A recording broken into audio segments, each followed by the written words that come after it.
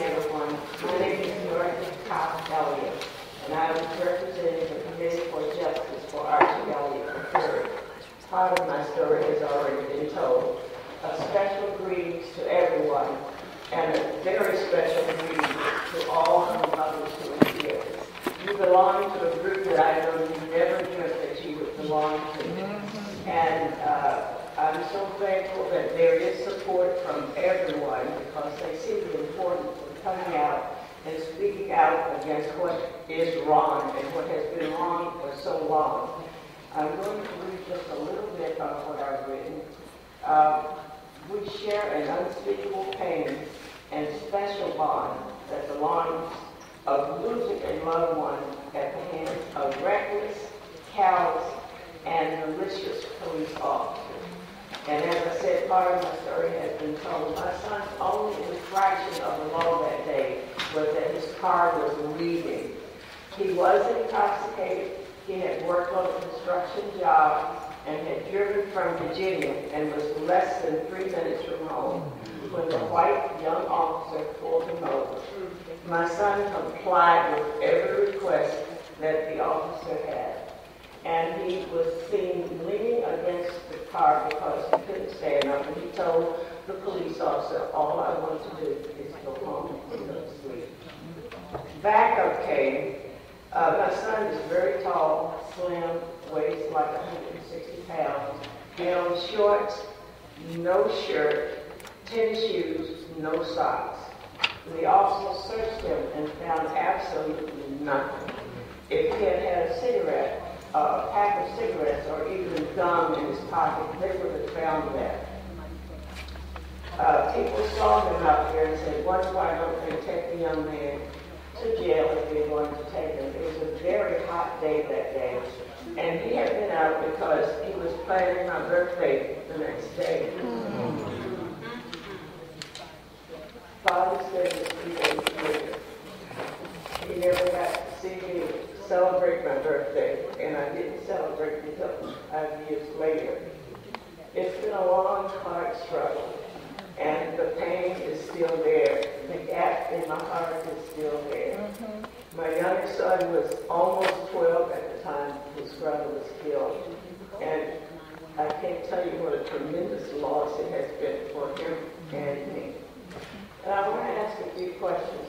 How do you describe the police officers who killed your sons, your fathers, and your husbands?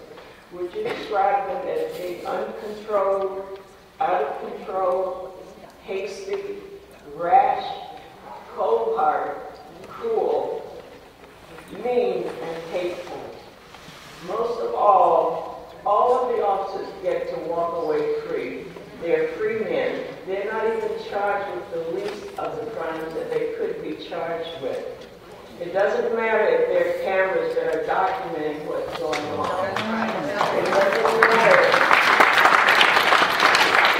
It doesn't matter if there are eyewitnesses whose stories differ very starkly from what the police officers' accounts are.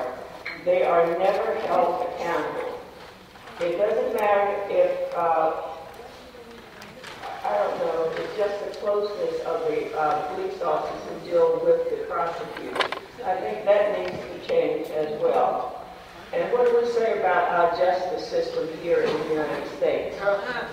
Is America still the self-righteous nation that can so quickly see the wrongs and the human rights of other countries and then cannot see the glaring failure when it comes to police officers killing our young black men?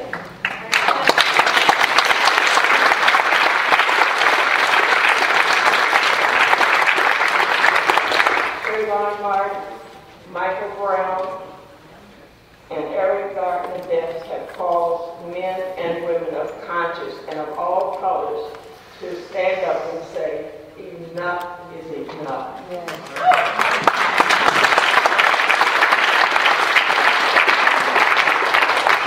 And it should be remembered that there are thousands of Trayvons, there are thousands of Michaels, and there are thousands of Erics with names like Archie Elliott, Gary Hopkins, Ronnie White, Michael Reed, Joseph Cooper, Prince Jones, all of whom were killed in Maryland by Prince George's County Police. This is just a short list.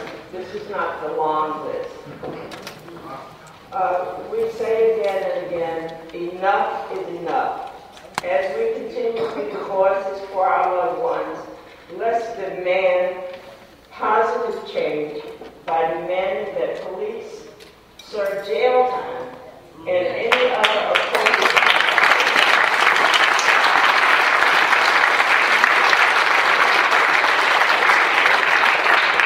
other appropriate consequences for their illegal and unlawful actions.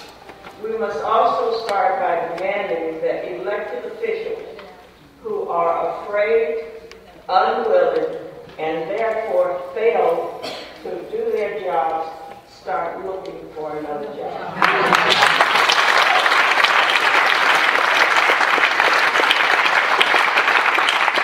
Because enough is enough. That's right. I am ecstatic that citizens all across the nation are now coming together and that they are no longer complacent and they want to take an active part against police brutality. We are determined to make a difference, to pull back the blinders that police have worn for far too long that have caused permanent harm to men of color and to their families. One of the things I did to help keep my son's memory alive is to start a scholarship fund, and we would like to award the scholarship fund for this upcoming year, 2014-2015. It's not where I would like for it to be, but we're still trying to increase it to $10,000. That may not seem like a lot, but it's something that we want to do because once people know why is the scholarship given, they will remember the name Archie Elliott III.